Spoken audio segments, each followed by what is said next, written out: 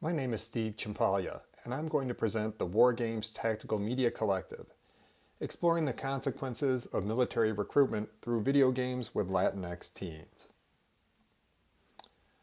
I'm one half of the Plug-in Studio. The Plug-in Studio is a socially engaged, new media art collective comprised of me and media artist Carrie Richardson.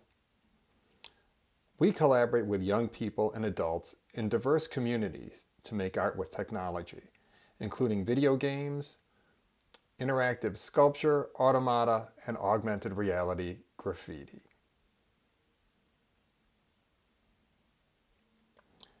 The Plug-in Studio's current project is the warGames Tactical Media Collective. Since 9/11, the U.S. military has increasingly targeted its recruitment efforts towards the Latinx community. Since then, the percentage of Latinx individuals serving in the military has increased steadily, especially in the Army and the Marines, the two branches of military most likely to participate in boots-on-the-ground combat. Accordingly, Latinx individuals tend to be overrepresented in military personnel who handle weapons and also more likely to get killed in combat. Also since 9/11, the military has increasingly used video games made in concert with commercial game manufacturers to recruit teenagers.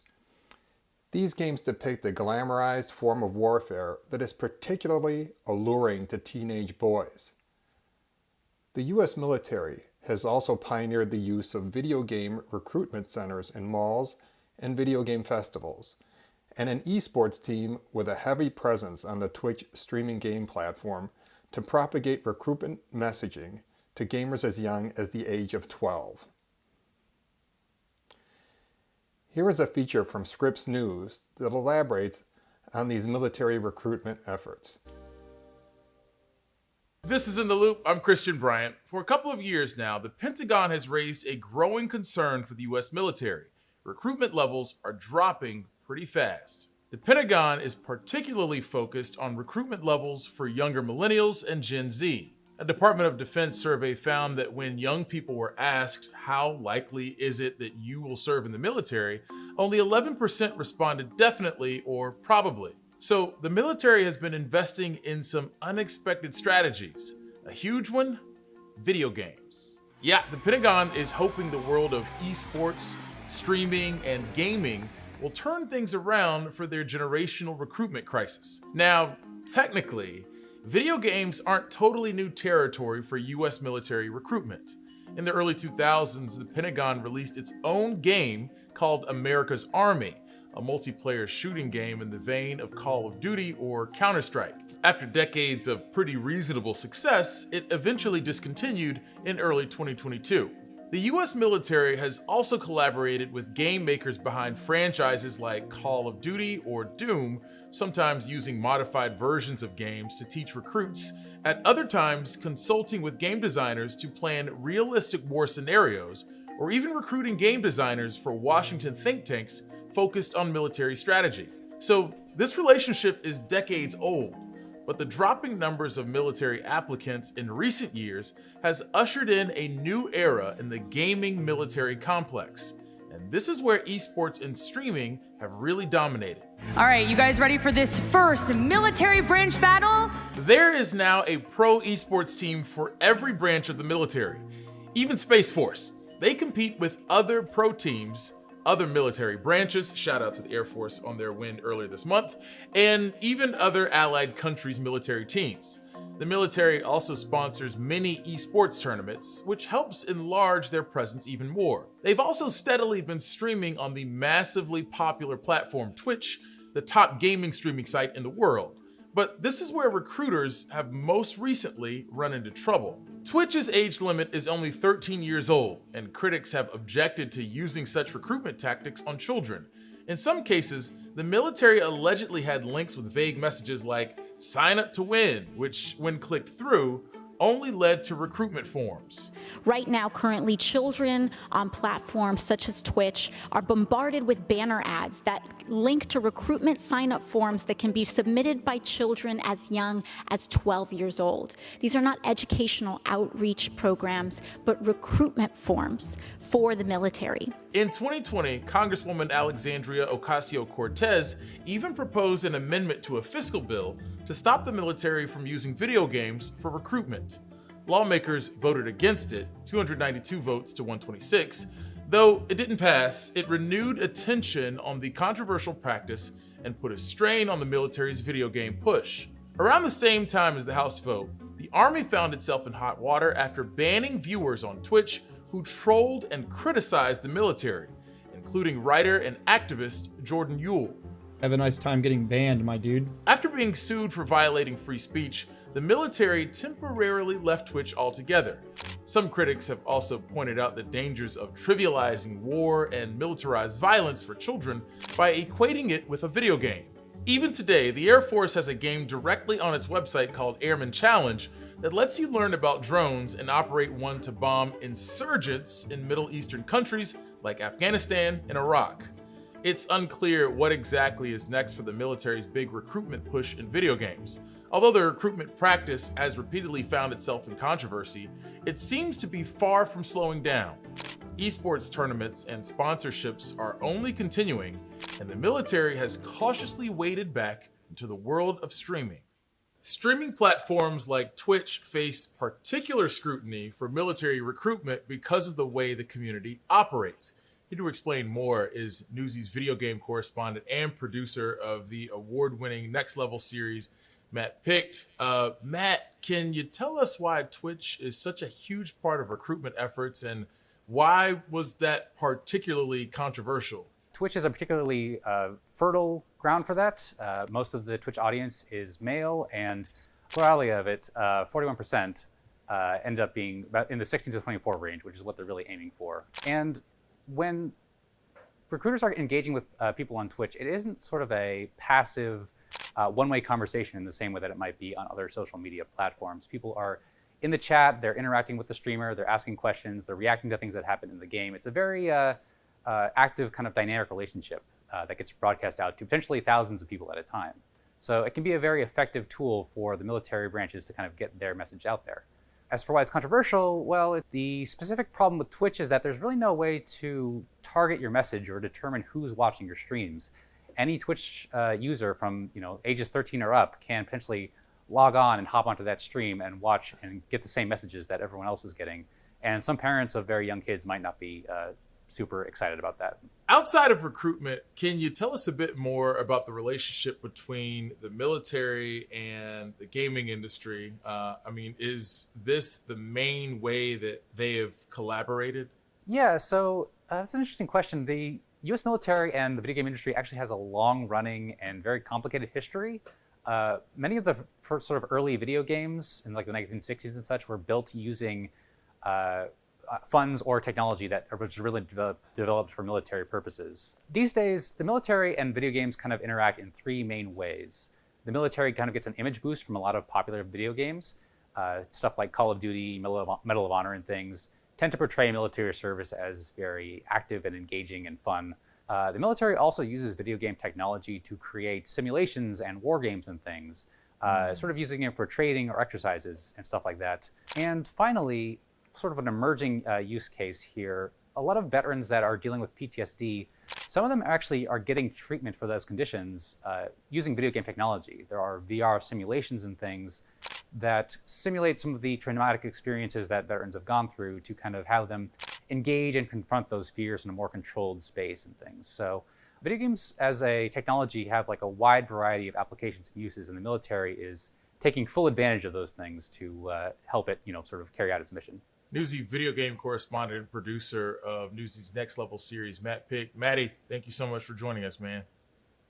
Thank you.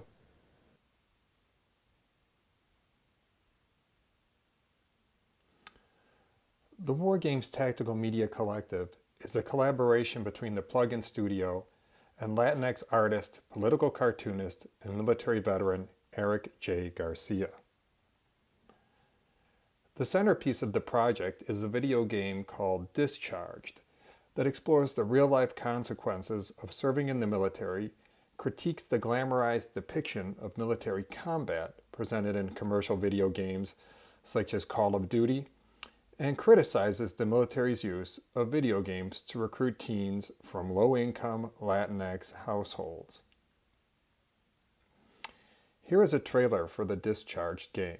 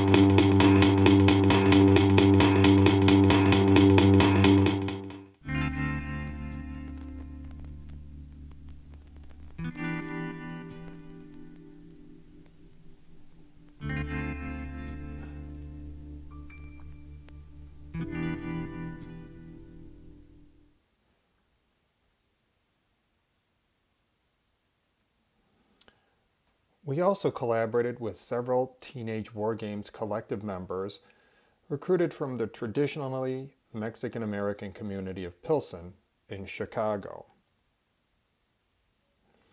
to produce several additional mini-video games that critically explore the teens' feelings about being targeted by military recruiters and the role of the military in their community.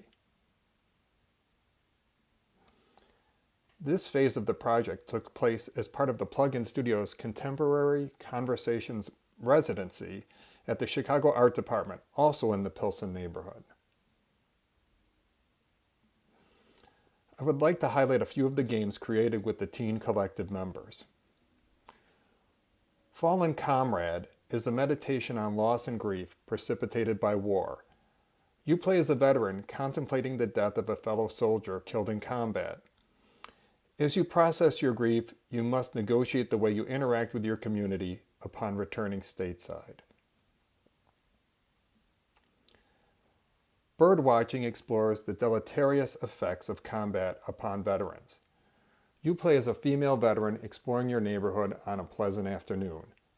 Unfortunately, seemingly mundane sights and sounds that you encounter trigger unpleasant reminders about your time on the battlefield, disrupting your ability to connect with your environs and enjoy your afternoon out.